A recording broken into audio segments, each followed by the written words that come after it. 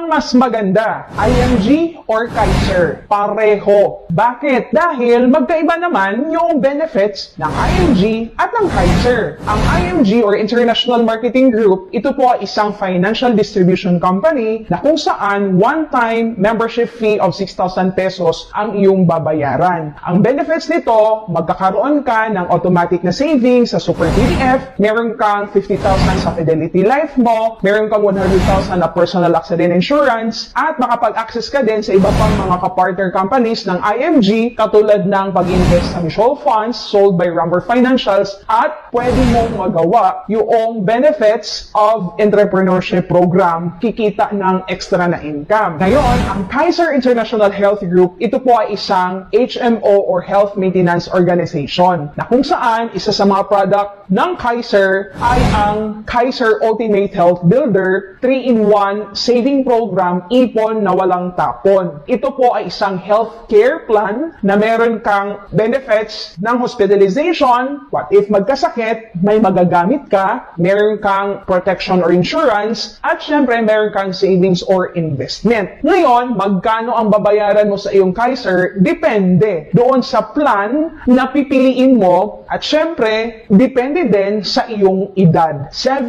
years lang pag-iipunan ang Kaiser. After 7 years, wala ka nang gagawing paghuhulog dyan. Hihintayin mo na lang na mag-mature. At syempre, hindi mo naman gustuhin na ma-ospital o mawala sa mundong to. Basta meron kang account sa Kaiser, active yan, anytime pwedeng mo magamit kapag ka ikaw ay ma-ospital. Ang utilization, by the way, ng hospitalization benefit ng Kaiser ay dito po sa Pilipinas. So magkaiba ang benefits ng Kaiser at ng IMG, kaya maganda meron ka pareho. Ang Kaiser, may age limit po yan, hanggang 60 years old lang. Ang IMG naman, wala. Pero sa IMG, may mga ilan sa mga benefits kapag ikaw ay 60 pataas na, nawala na yung benefits ng Fidelity na 50,000 at syempre yung 100,000 na personal accident insurance. I-take note po natin yun, mayroong hangganan yung benefits mo doon sa iyong IMG membership. Specifically, doon sa iyong Fidelity at sa personal accident insurance. Paglagpas ng 60, wala na yon, pero yung mga ibang benefits, katulad ng entrepreneurship program, pag-access sa mutual fund investment, pag-invest sa Most 18 with PDF, pag-invest sa real estate, pag-attend ng mga seminars, at